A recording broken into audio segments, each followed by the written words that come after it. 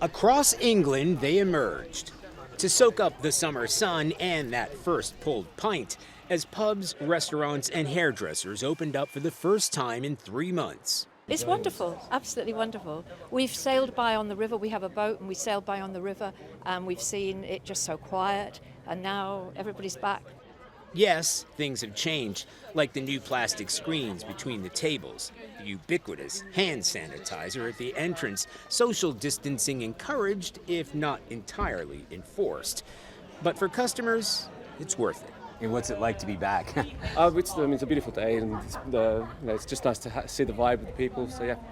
And there's one other thing visitors have to agree with, says manager Kevin O'Callaghan.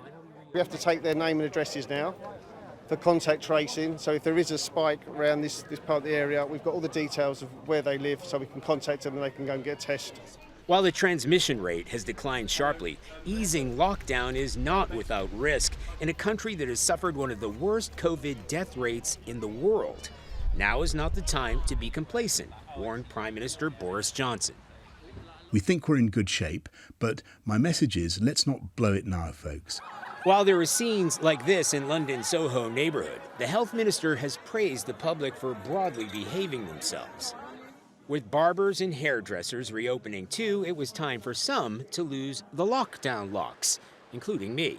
So this is my first haircut in 4 months since I had to quarantine after returning from Italy. Well, good morning from the Vatican, which has just announced its first case. I have a feeling this is going to feel more like going into a doctor's surgery. And it did.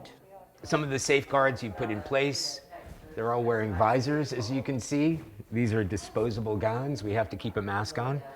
And we're even encouraged to keep talking down to a minimum. While no one would describe this as returning to normal, it's as close as it gets, while countries learn to live with the virus while protecting people from dying from it.